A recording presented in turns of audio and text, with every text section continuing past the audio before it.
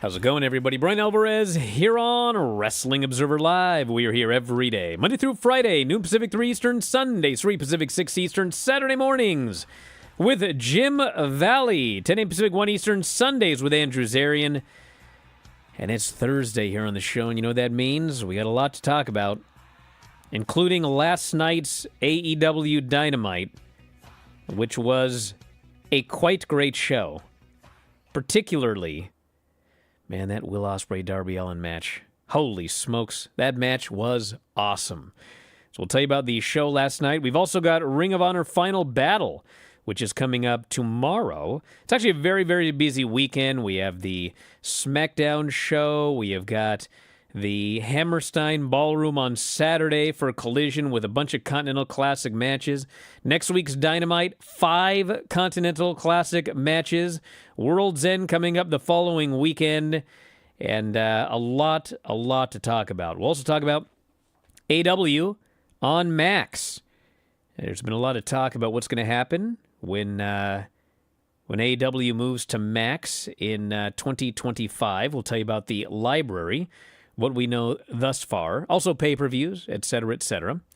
And also, we've got the Deal Makers list, published by Variety. 2 Khans, Tony Khan and Nick Khan, both of them listed as Deal Makers in Variety magazine. We've got the ratings, we've got NXT numbers, we've got the return of Logan Paul, Ivar talks his neck injury, and plenty more. If you want to text us here today, 425-780-7566. That is 425-780-7566. F4W Online at gmail.com is the email address. I'm also F4W Online, Threads, Instagram, and Cameo, at Bryan Alvarez on X and Blue Sky. Back in a moment with more Observer Live.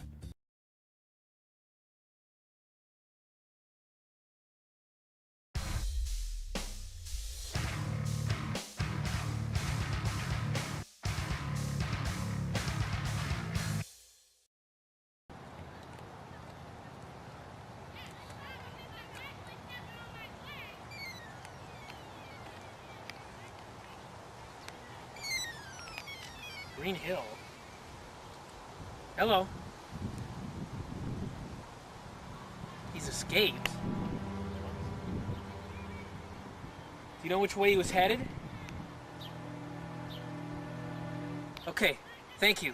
Thank you very much. Shoulders.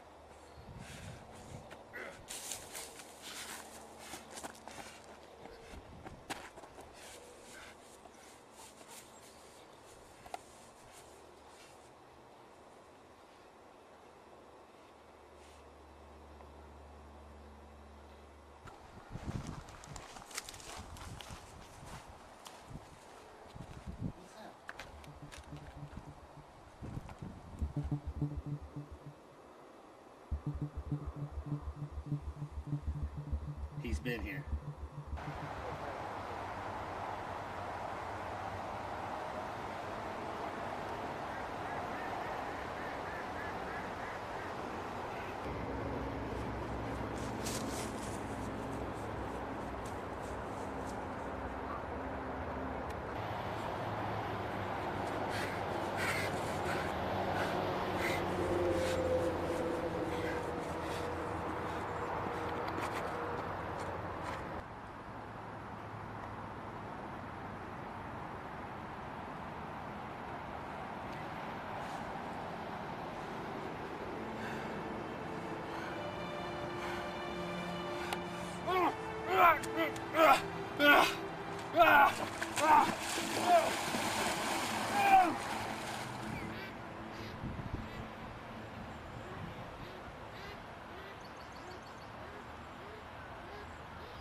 It's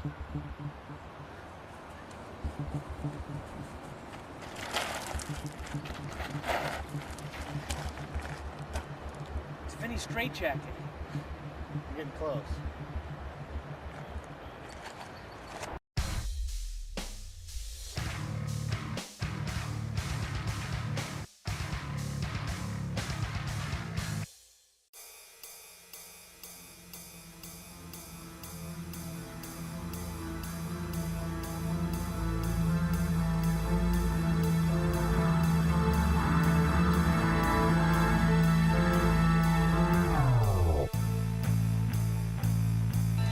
Back at the show, Bryan Alvarez here, Wrestling Observer Live. Mike Sempervive, also of WrestlingObserver.com. You're already amused. I'm always amused because there's always I don't know if you're aware of this or not, but everybody has opinions. Oh, yeah? Did you know that? I did. Yes, everybody has an opinion. And it's funny because, I've done a lot of shows. Yeah. I mean, 15,000 or something crazy like that? And people listen to me every day, and they decide that they know what I'm going to think about something, which most of the time they might be right, but every now and then they're so off base. Like that Javon thing, everyone just thought I was going to tear that thing apart. I like that. I thought that was great. And then of all of the things to be upset about with AEW Dynamite last night, it's like everyone in the chat, they can't believe that Mercedes beat Anna Jay. I was like, what? You thought that Anna Jay was going to beat Mercedes Moné last night at Winter is Coming for the TBS title. What are we doing here? Of course she wasn't. That's ridiculous. She's got a big match at Wrestle Dynasty with Mina Shirakawa. She's not losing to Anna Jay on some rando TV show. And it's not a reign of terror. Listen, hey, I've been as critical as anybody of Mercedes Moné, but I've made it very, very clear. My issue with Mercedes has always been that she is the worst babyface. I'm not talking, Okada's a terrible babyface, but he's not really trying. He's a terrible heel, but he's not really trying. He goes out there, he flips off the people, he calls everybody the B, they all laugh. He's a horrible, horrible heel. But it's not like he's put in a position to actually be a heel. You know what I'm saying? Whereas Mercedes, I think she tries to be a babyface, but it's terrible. It never works. But she's a great heel. I enjoy her heel work immensely. And golly, I just saw that match at the New Japan show over the weekend. That match was incredible. Yes. I don't think, I disagree with Dave. I don't think it was the greatest women's match in North American history. No. But it was quite great. And the Anna Jay match last night was really good. I mean, I don't see what the problem is here. I disagree that Mercedes is on a reign of terror that needs to end. I am quite pleased. Do you want to shoot at the elephant in the room, Brian? What? Those people that are saying this think Anna Jay is really hot and they like her more than Mercedes, and that's why she should have won? I don't know. I don't know why. I'm just saying. I disagree with that. Now, I will say this. I think we're all on the same page. That Will Ospreay Darby Allin match, oh my. That match was incredible. Absolutely incredible. And Darby Allin beat him to go up 3 points. And I'm telling you, Ospreay is not in the finals. It's going to be Will Ospreay. Not Will Ospreay. Okada and Kyle Fletcher. That's my prediction. That will be the finals of the Continental Classic. Will needs to be knocked out of this tournament. And I will make a correction last night. Last night I predicted, because we'll talk about Ricochet here in a minute. Last night I predicted that Ricochet was going to beat Will Ospreay after the Hurt Business interfered, but I was reminded no interference is allowed in the Continental Classic. I was mistaken in my prediction. And if you're going to do a distraction, you might as well wait towards the end. Ricochet will be joining the Hurt Business. This is all a swerve, okay? That was another one. Ricochet looked like an absolute, complete, and total geek last night. Geek of the year, if that was a category in the Observer Awards. But the thing to me is, yeah, he was the geek of the year, but he's turning heel Yeah. And this is a swerve. If Ricochet was being pushed as a top babyface and what happened last night happened to him, that guy is dead in the water. His career is over. But he's been turning heel for weeks now, and he's going to end up with Hurt Business. This is a swerve. They're going to screw somebody. I think that's what's going on here. He got a promo afterwards, further playing into the fact that he's a schmuck, and ran into Swerve, and he called him a schmuck, called him, just the same old Trevor. So yeah, of course it's going to be going somewhere. It's just a matter of when they decide to do it. And Daniel Garcia with Shelton Benjamin, Daniel Garcia getting laid out. And I know that leads into their Continental Classic match coming up this weekend, I believe that it is.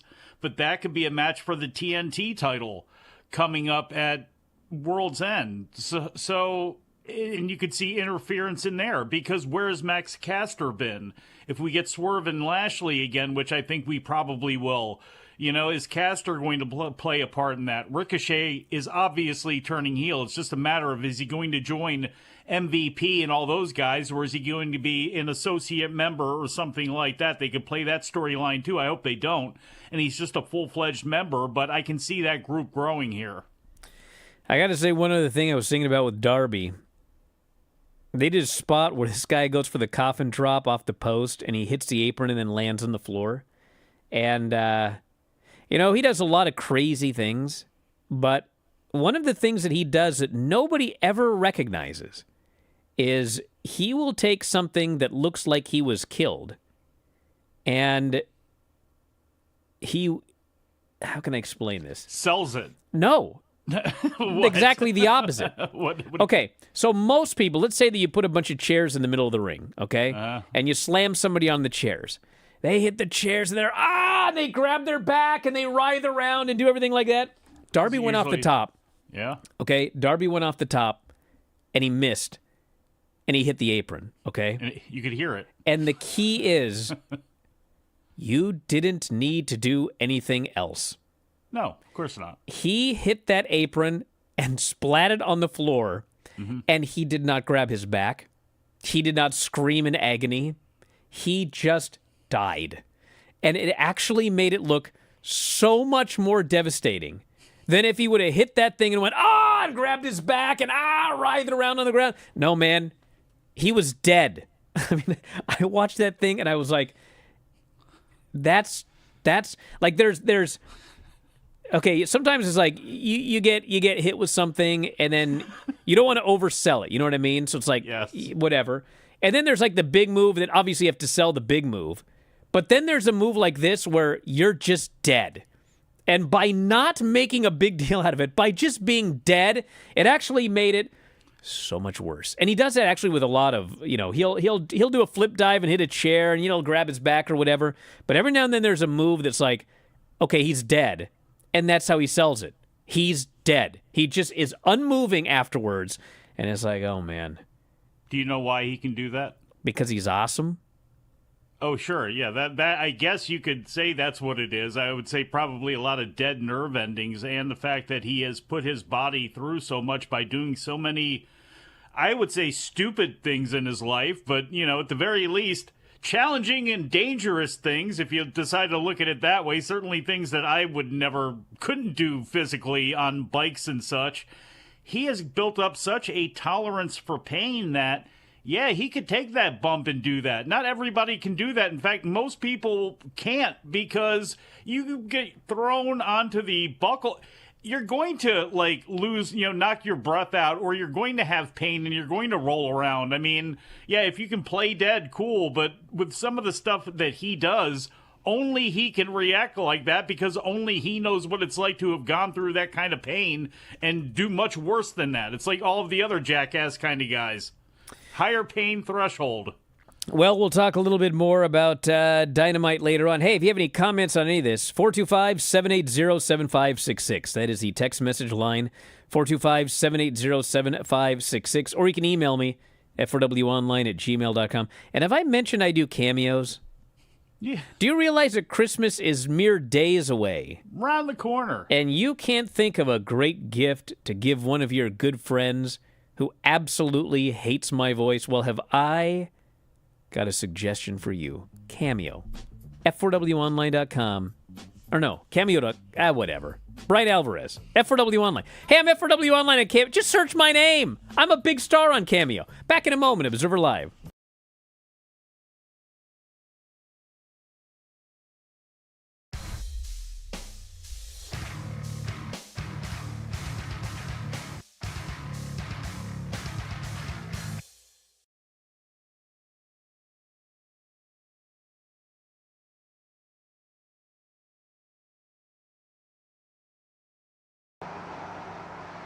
Welcome to the special tour of Figure 4 Weekly Headquarters, as promised. Today I will be accompanied by my assistant Vincenzo, so let's get moving.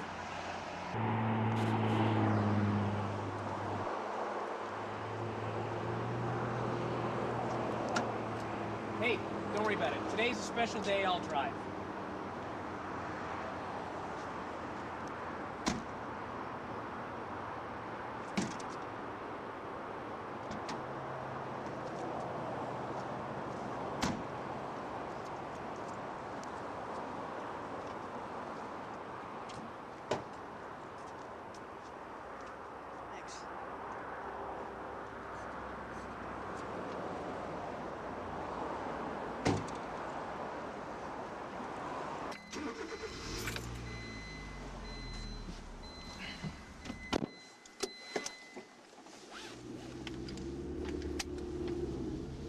Vince, today's gonna be a good day, so let's not F anything up, okay?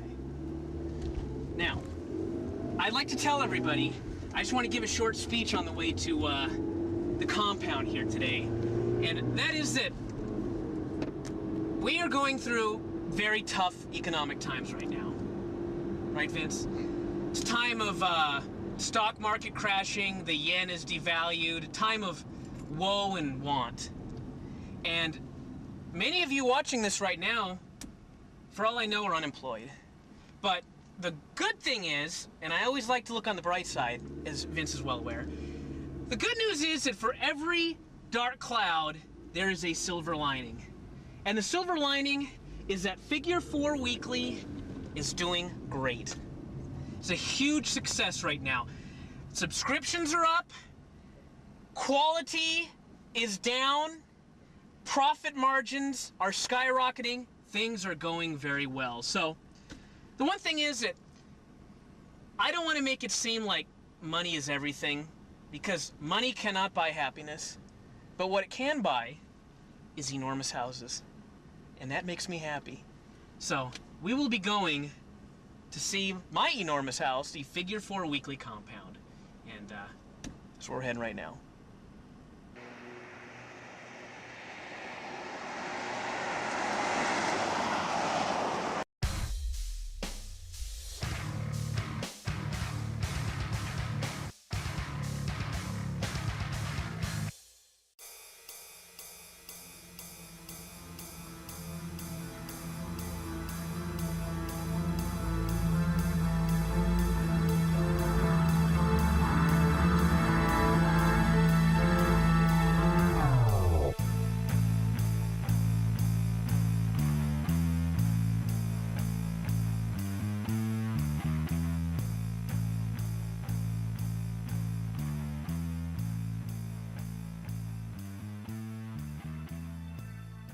Back on the show, Bryan Alvarez here, Wrestling Observer Live. Mike Sempervive, also of WrestlingObserver.com. Hey, if you're going to WrestleMania, by the way, we're going to be there. And we got a lot of cool things we're going to be doing. We're going to have parties at the Palms. Ed's got a wrestling show. We've got a dinner at either Fogo de Chao or one of those Brazilian steakhouses. It doesn't matter. It's all-you-can-eat beef. That's all you need to know. Vinny's karaoke is probably going to be taking place. Our annual convention is taking place over WrestleMania weekend in Las Vegas. Even if you don't go to WrestleMania, Las Vegas. Yeah. So if you'd like to join us, it's not at a brothel. Oh. If you would like to join us, f4wonline.com/Vegas. Dave and I will be doing a live Q&A, which will not be head-to-head with anything, including NXT. And it will also be at the Palms, so much closer than Q&As we've done in the past. But you'll be able to check that out as well. You can get your Q&A tickets now. F4WOnline.com/Vegas is where you want to go. So check it out and join us at the annual Figure 4 convention over WrestleMania weekend. So there's been a lot of talk about AEW on Max. In a press release Thursday, Max promoted AEW's upcoming arrival to the streaming service, provided some details on what library content will be available at launch. Dynamite and Collision simulcast live on Max, starting with the Fight for the Fallen edition of Dynamite from Asheville, North Carolina, on New Year's Day 2025. Hey, you guys, you sick of all this ratings talk that we always do? Yeah. I mean, at this point, like, I don't know what's going to happen in January, because people will now speculate about ratings, whether they're true or not. Well, it's all going to be whatever. I mean, we've already seen it with Saturday night's main event. Saturday night's main event did 1.59 million viewers or whatever. It did basically exactly the same as Raw and SmackDown, but they simulcast it on Peacock. What does that even mean? Peacock threw out these numbers, you know, X number of people. 700,000. 700,000. What does that even mean? 700,000 people didn't watch that live on Peacock. You mean that's how many people watched over X number of days? Like, all of this is it's whatever now, and they're gonna switch things around. How do you know that, Bryan Alvarez? I know this. They're gonna say, do you know? 3 million people watched at least 1 minute of this. It's gonna be one of the things. It's like the mixed match challenge. We were talking about that with Dave last night. Remember the mixed match challenge? There were like 1.2 million viewers watch this. It's like, no, when it was live, there were 20 to 30 to 60,000 people watching it, and then what? It auto played to 1 million people, and it's like it's all whatever. It's like the YouTube views. Remember that? You used to tout that all the time. It's like a bunch of bot ridiculous farms somewhere. Yes. But anyway, AEW and Dynamite will be simulcast live. Dynamite and Collision will also be available to watch on demand on Max after their live airings. Press release notes that all Dynamite episodes from 2019, along with all of the AEW pay-per-views from that year, will be available for Max subscribers to watch when AEW launches on the service on January 1st. In addition to that, so will the past couple of months of AEW television programming. The remainder of the library will be added on a rolling basis. So if you want to go back to the beginning and watch the first year of AEW, all of the television, all of the Dynamite, all of the pay-per-views. I can't wait for all the podcasts on this. I'm not starting yet. I thought about it, but people were like, no, wait longer. And it's not all up anyway. So I would say probably about 5 years from now, we will begin 10 years ago in AEW on the Bryan and Vinny Show. That's my 5-year plan. AEW Dynamite, Collision, Rampage. Not enough people in life, Brian, by the way, have a 5-year plan, especially in business. They don't. Well, you know what? I do. The Max component is part of AEW's new media rights deal. As previously announced, AEW and WBD will also collaborate to distribute AEW live pay-per-view events on Max, with all marketing and promotions of those pay-per-view events exclusively centered on Max. AEW, I just wanted to read this carefully. Whatever happened to Jingu? Remember him on the chat? Yes. Yeah. Remember when I said they don't have the capability to do live pay-per-view yet? And he argued with me, and he argued with me, and he argued with me, and he said it's easy, and he said, like, I'll set it up for him and all this. Remember that? Yes. Do you remember that? I remember that. I do remember that, yes. Okay, well, WBD stated, AEW pay-per-view distribution on Max will begin later in 2025, with additional information and pricing to be shared in the coming months, because they can't do it yet.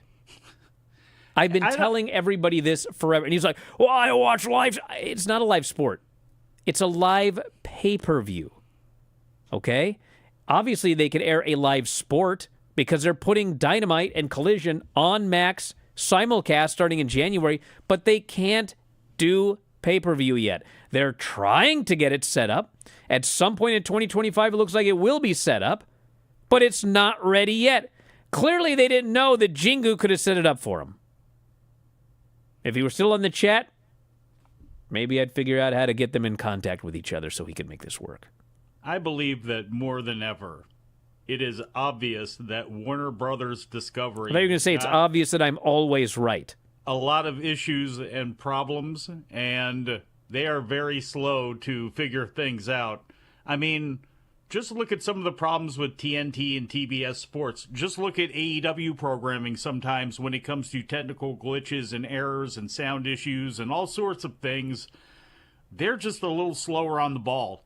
WWE actually got very lucky initially because Major League Baseball Productions and the ones who did the NHL package, they did an amazing job building a WWE network that at first was fantastic, and they do great work. There's a lot of places that do. For whatever reason, it has not been a priority with WBD, and they have not bothered with it, and they work at things apparently at their own pace and their own time.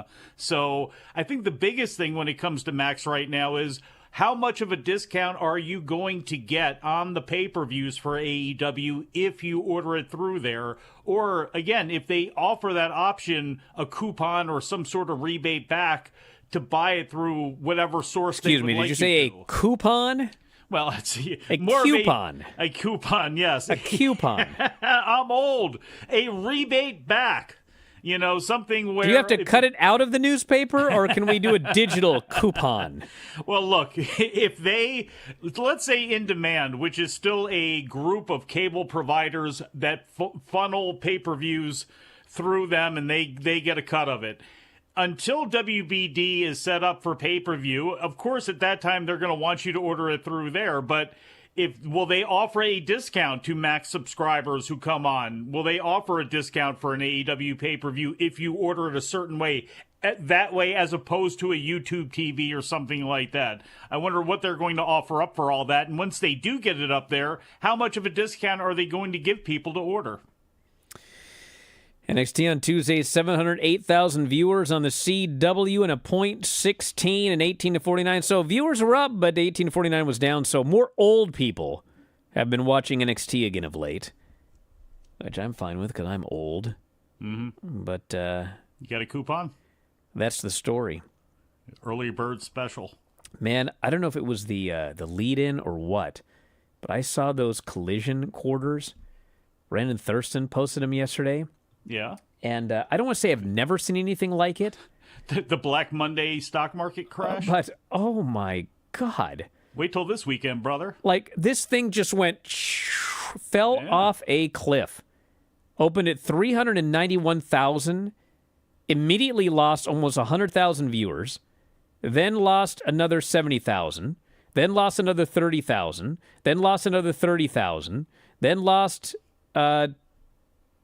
10,000 and bottomed out at 178 before growing a little bit for the overrun. And, yes, people are saying, well, it was a big overrun. It was. But, like, everything from 9:30 on was way below the, whatever it be, 3-month average. I mean, 3-month average is like around 350-ish. And we're talking 178. It fell, and it was just like every quarter fell and fell and fell and fell and fell and fell. So I don't know. I guess it was Saturday night's main event. Probably didn't help. No. And there was other competition, but holy smokes, that thing just crashed. And then the other thing I wanted to mention. Before you get out of there, what was the drop from the lead-in that they got? 100,000? You said roundabout? Now I got to go back. They went from 391 to 313 immediately. Okay. But here's the thing. The 313 is right around their average. So really they just lost, there was a first quarter where you had the lead in, and then it just dropped to what it normally is, but then it didn't stay there. It just kept falling and falling and falling and falling. Well, percentage-wise, it's going to be worse this week if that game ends up running long. I talked about it on the show. You weren't here a couple days ago. Yeah, but it'll boost the overall number something fierce.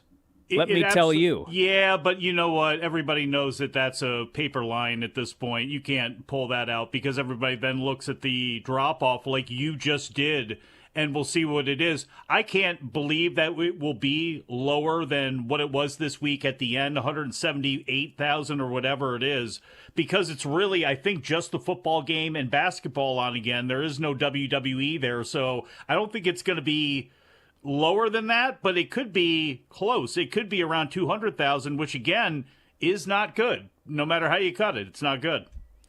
All right, we're going to talk Dynamite after the break. and plenty more. So stick around, Wrestling Observer Live.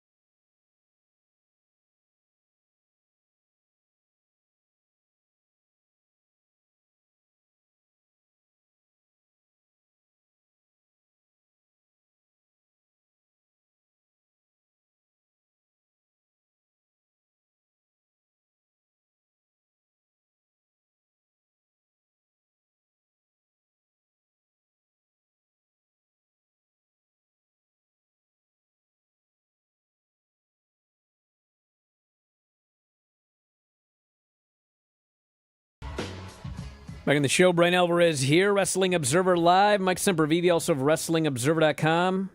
I've got to say something here, Mike. Please don't interrupt me. That goes for everyone in the chat, too. Stop typing. Got to say this about this Toni Storm thing, okay? Yeah, even a heaving sigh. Now, I want to start off by saying that I stick with what I said on day one, which is, if I was Tony Khan, there's absolutely zero chance that she returns on Wednesday and has her first match on Rampage on Friday. I think that's just crazy. And the reason for that is, and it's funny because like everyone loves Toni Storm, but like no one even understands why I'm saying this. I see her as a really big star. And to have her return on Wednesday and her first match is on Rampage on Friday, it's like, why would you do that? And on Rampage, which is off the air in 2 weeks, why would you do that, okay? What I would have done is on Rampage and on Collision, I would have done a big video package and said she returns to the ring on Dynamite and try to boost that Dynamite number, all right? He didn't do that. Now, I understand now why he did that, okay? Or partially why he did that. And partially why also the previous week they had all of those awesome Continental Classic matches, which, by the way, that show like completely died. And the reason for that is like it's too little too late, okay? I mean, they trained you for so long that you don't need to watch Rampage, that boosting at the last second, I mean, it's clear it hasn't done much. Now, people are going to say, well, you know, he put Tony Storm on Rampage and the number was up. Well, that's right. The number was up. But if you look at the quarter hours, I mean this with all due respect, and I'm sure they would probably acknowledge the same thing. She didn't mean anything for that show because the show opened at 3:22 for a Matt Cardona match with Brian Keith. Her match with Harley Cameron, it lost 50,000 viewers. And the show just stayed at that level the rest of it. Even if you say that, like, yeah, it was in a segment with 2 ad breaks, which is, you know, there were 2 ad breaks, but it's like it didn't mean anything for the show. I mean, whether she was there or not, I mean, her segment did 273, and the match with Shaz and Deanna, it did the exact same number. So it was like, so here's the thing. Well, why did he do it? Well, one of the reasons. And I think that we look at this in a totally different way. I'm not saying that I would tank Rampage because the show was off the air in 2 weeks. But if I knew that the show was off the air in 2 weeks, but I know that like Dynamite and Collision are continuing on, it's like, okay, if I have a Tony Storm, who I think could be a mover if you advertise her first match back right, I would do it on Collision. I wouldn't even have minded Collision. Collision or Dynamite, a show that's continuing on, use her on that show. Like, try to build up these shows that are staying on the air as opposed to the show that is off the air in 2 weeks. I believe that his mindset is this. Yes, Rampage is off the air in 2 weeks. The show is gone. However, A, they're still paying me for this show, so I don't want them to think I'm tanking it. And B, when Rampage is off the air, I mean, they still want to shop around show ideas. They still want to shop around Afterburner. What is the name of that other show that they trademarked? AEW Shockwave or whatever. Yeah. You still want to shop these shows around. So really, as long as there is a Rampage, well, you want it to do as good as it can do. Oh, so when it's gone, hey, listen, I said I wouldn't have put Tony's return on Rampage. But I think that the idea is keep it strong till the bitter end. And, hey, I want to shop around this Shockwave. Brian, I want to shop around this or that. That's hollow as hell. That's so hollow, and I understand what you're saying. What do you mean hollow? You're trying to shoot him a little bit of bait, but when it comes down to the end, we got to put Tony Storm on there so they know that we're really trying our best. What about all those other weeks before the damn thing was canceled? It is too little too late now, and you could put on people. You have 200 people on the roster. You can put people on there of name value who are not Tony Storm, who you're trying to do something with on the other 2 shows that they're also paying for that were not canceled. So I think that argument is completely ridiculous. Now, what also would have made more sense was that after Tony Storm debuted, and there was the shock of Mariah May looking at Tony Storm when she came out that last time on Dynamite as Rockstar Tony or whatever what's the new character name now? What did they call it? Whatever it is. Then do the RJ City thing. Why she just appeared on Rampage or why she was walking backstage, like, now we know what the story is. She's playing a role to get back at Mariah May. She has lost her mind over the last 3 years. She forgets everything. That should have been done before she ended up appearing wherever it was, on Rampage, Collision, Dynamite, wherever. To me, that was played last night, which was great, should have also been played before. And then that could have actually led to people understanding why she was appearing and being so weird on Rampage.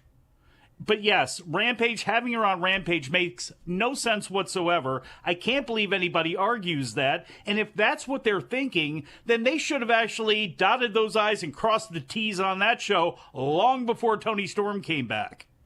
And I will say this because I'm a fair man, okay? Oh, boy. This is not my favorite storyline, that Tony Storm is back and she's playing a character that is just debuting for the first time in AEW and is not acknowledging any of her past or whatever. Hey, if you like it, fine, okay? I'm not sold on it. But that segment they did with her and RJ City last night, they were awesome. Fantastic. They were both thespians. You know what that was? Theater. I howled watching. I watched it like 3 times. I was like, they're both so good. He was so good playing the straight man. Yes. She was so good playing the nervous wrestler that just debuted for 8. They were great. Yes. We'll see how the storyline goes.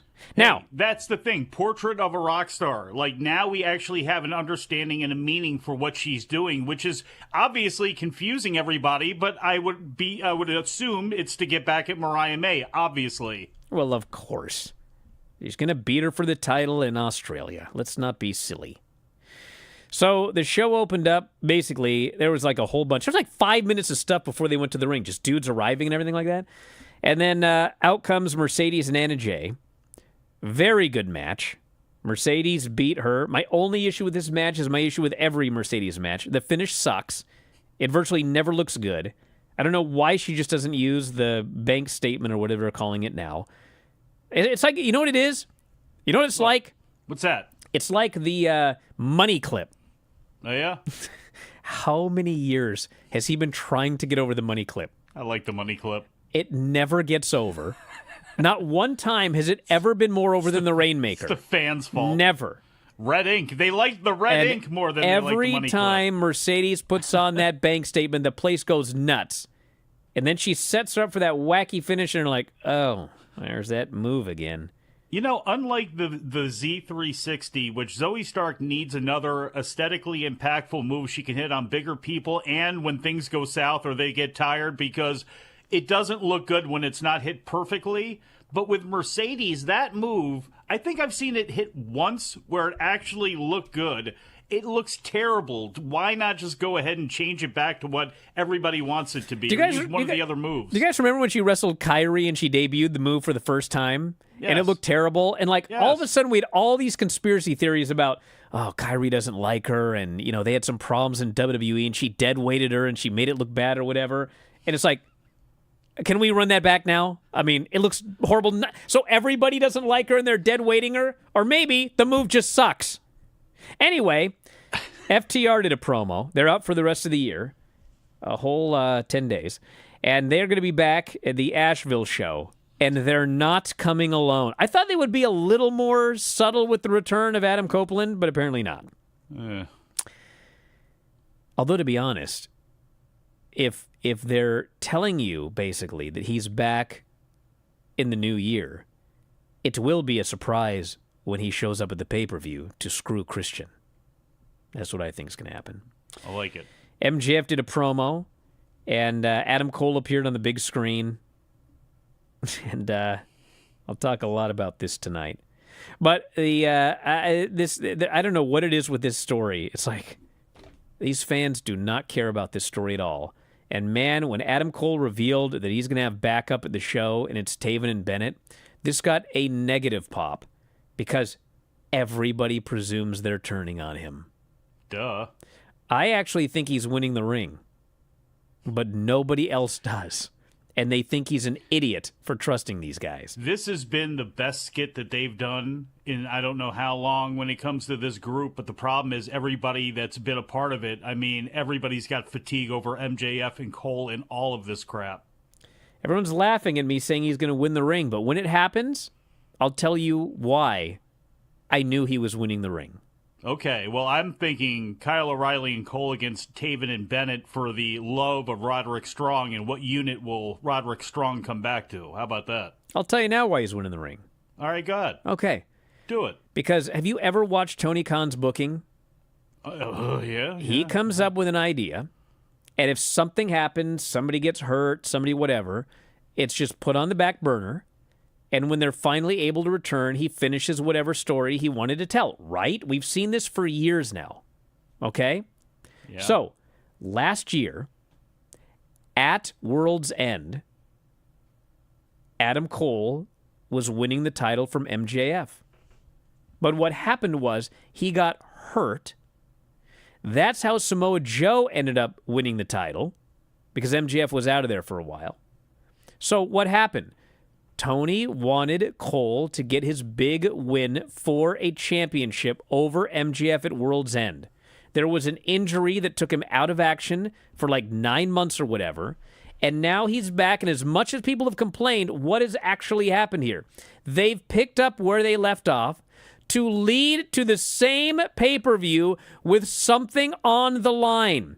He's going to finish off the exact same way he was planning a year ago. Adam Cole is beating MJF for the ring. Take it to the bank. It's dumb. Statement. Dumb. Just because that's why pencils come with erasers. Times change. Sometimes you miss the moment, okay? That's a silly thing to do, especially when you look at next year at the same time and you go, who do you want to be winning this battle royal to face off against, to get the ring? I'm sure it's somebody against MJF as opposed to somebody against Cole. It doesn't fit. It doesn't work. Hey, listen, MJF can beat him for the ring in another match 2 months from now if he wants. MJF doesn't wrestle enough to come back and take L's to Adam Cole at this point in the game. Not with the way Adam Cole has been presented and with the way that people are with his storyline. Why are you doing this to MJF? It doesn't make any sense. Shibata and Hook versus Christian and Nick Wayne. Nick pinned Shibata after a ton of interference. He has now surpassed you! Yeah, he has. I mean, I once did a practice match with him that I have on film where I beat Nick Wayne. So MMA math, I have also beaten Shibata. Where I made it a promo. She's facing Toni Storm at the pay-per-view. We had the Ricochet segment. I don't care about anyone else. Listen, guy came off as a geek, but Trevor. I howled at this segment. And him as a heel is way better than him as a babyface. He's so obnoxious. Anyway, a couple of other notes after the break. Observer Live.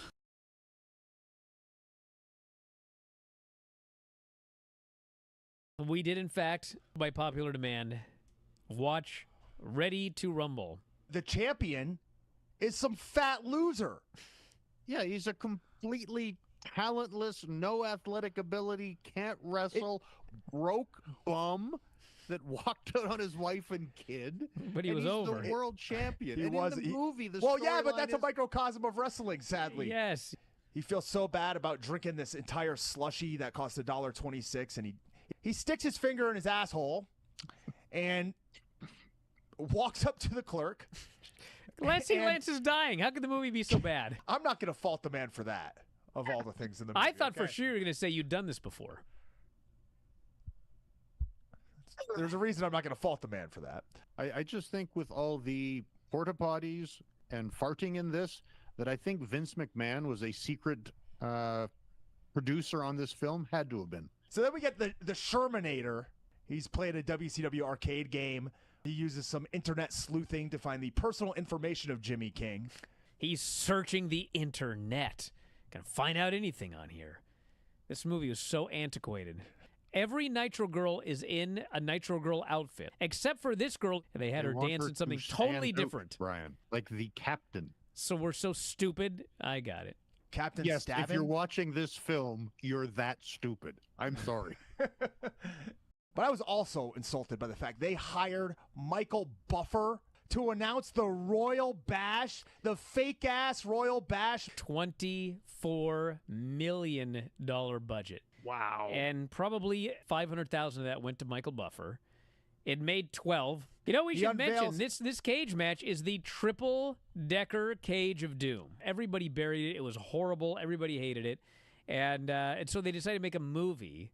And what is the final battle? It's another goddamn triple-decker cage match. This would be like in 2010 if like TNA made a movie and the final match was a reverse battle royal. They throw powder in someone's face, DDP's, I think, or somebody's, and the dude just looks at it and goes, "It doesn't work." It's like, of course, because wrestling's fake and stupid. Should we just end it there? What a soundbite. There has never been a movie I have watched in my entire life which has made me hate myself more. Wow. I'm ashamed that I'm even in the place at 41 years old where I would end up reviewing this movie for money. I would have thought I would have made it out of here by now. You know what I mean? I'm done. Well, everyone, hopefully we can do this again someday. Instead of suffering through the YouTube chat, click like and subscribe.